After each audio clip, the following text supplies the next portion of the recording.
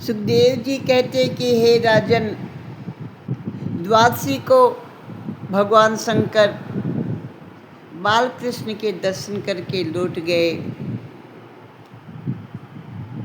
दूसरे दिन कंस के द्वारा भेजी हुई पूतना अपना अनुपम सौंदर्य रूप बना करके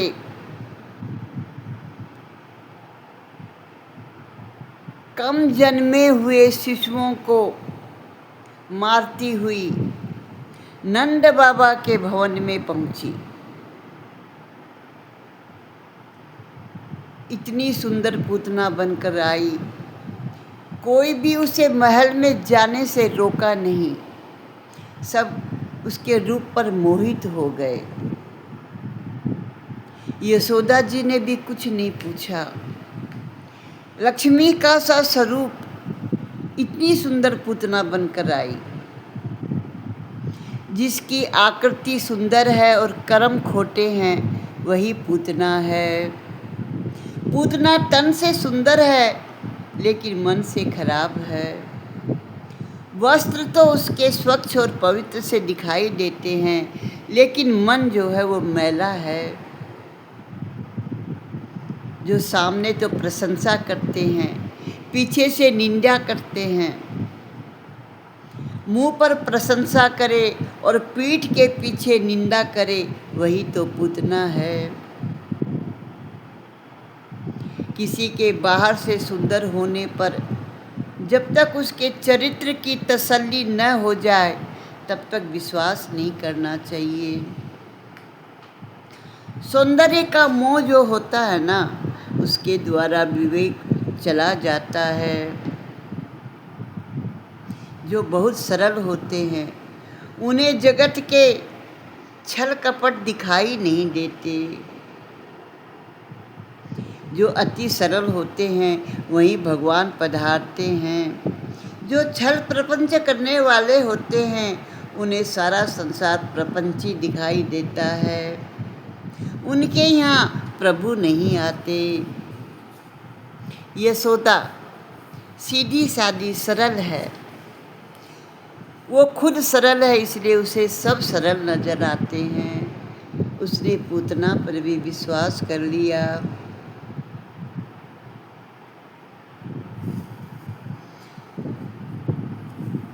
पूतना भगवान कृष्ण को गोद में लेकर उसे बहुत प्यार करने लगी, दुलार करने लगी।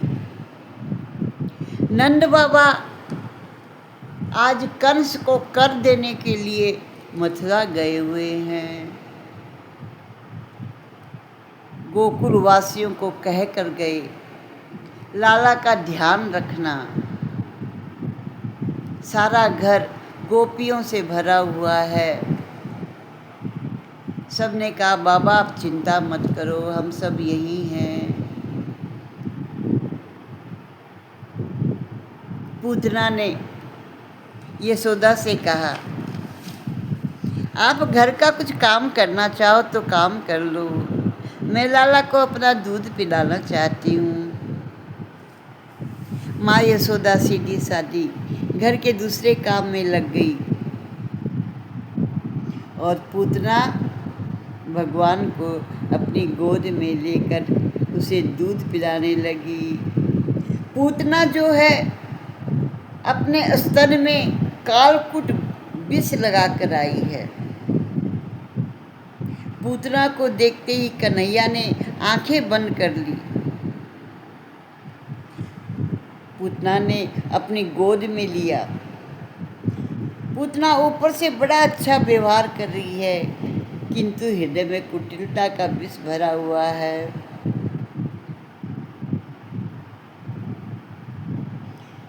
पूतना ने लाला को गोद में लिया और मुंह में अपना विष से सना हुआ स्तन दे दिया।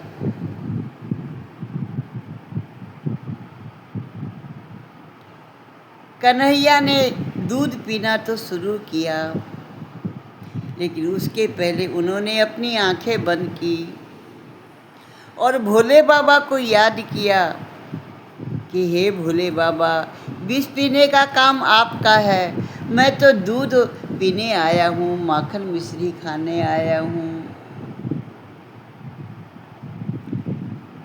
बहुत सारे कवि ने अपनी अपनी मति के अनुसार पूतना वध को भी सौंदर्य प्रदान किया है। भगवान कृष्ण ने इसलिए आंखें बंद की, किसी कवि के अनुसार, कि इसने ऐसा कौन सा पुण्य किया है कि ये आज मुझे विष और दूध दोनों पिलाने आई है। भगवान ने आंख बंद करके विचार किया तो देखा, ओहो, ये तो राजा बलि की पुत्री है। कोई महात्मा कहते हैं कि भगवान कृष्ण ने इसलिए आंखें बंद की, अपने पार्षदों को आदेश दिया, जो मेरी माँ की गति होने वाली है वो स्थान पूतना को मिलना चाहिए, क्योंकि ये माँ का स्वरूप लेकर के मुझे दूध पिलाने आई है, चाहे उसमें विष ही लगा हो। भगवान की दृष्टि में सब सम है।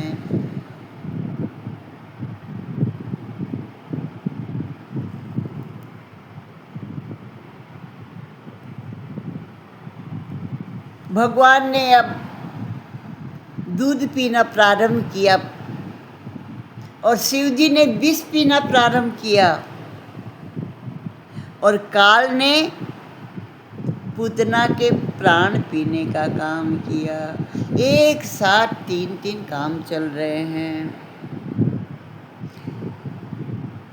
भगवान दूध पीते पीते और काल रूपी उनके पूतना के प्राण को वो खींचने लगे। अब पूतना जो है घबराई, उसने कहा, मुंच मुंच, अर्थात मुझे छोड़ दे, छोड़ दे। भगवान कृष्ण ने कहा, मैं जिसको एक बार पकड़ता हूँ फिर उसको छोड़ता नहीं। भगवान कृष्ण ने जब उसके प्राणों को पीना प्रारंभ किया तो पूतना का वो सौंदर्य रूपी रूप जो था वो खत्म हो गया, और वास्तविक रूप में पूतना जो राक्षसी थी प्रकट हो गई, महाविशालकाय, और भागती भागती वो विशाल जंगल की ओर भागने लगी। जब भगवान ने उसके पूरे प्राण पखेरु खींच लिए तो पूतना निश्चेत हो करके और जंगल में 10 कोस तक फैल गई, गिर गई, और भगवान उसकी छाती से लगे रहे। माँ यशोदा ये हाल देख करके विभ्वल हो गई और बेहोश होकर गिर गई, और सारा नंद भवन और सारा गोकुल के सारे नगरवासी पूतना के पीछे भागे भागे भागे सब वन की ओर पहुँच गए जहाँ पूतना गिरी।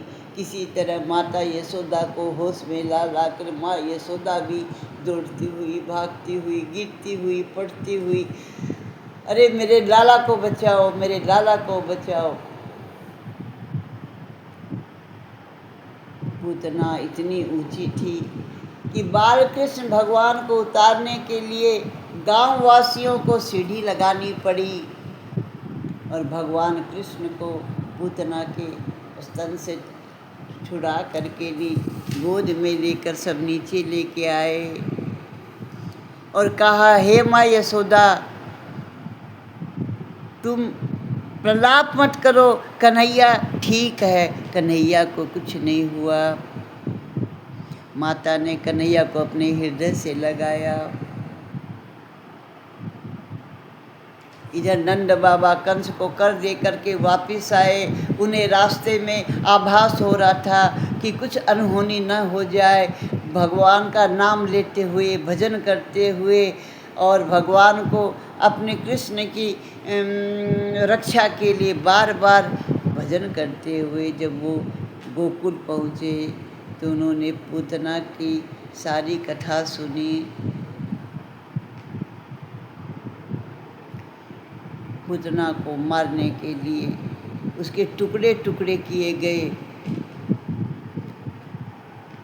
और पूतना को जब जलाया गया तो उसके शरीर से सुगंध चारों ओर सुगंधी फैल रही थी, क्योंकि जिसको भगवान का स्पर्श हो जाता है वो पवित्र हो जाता है।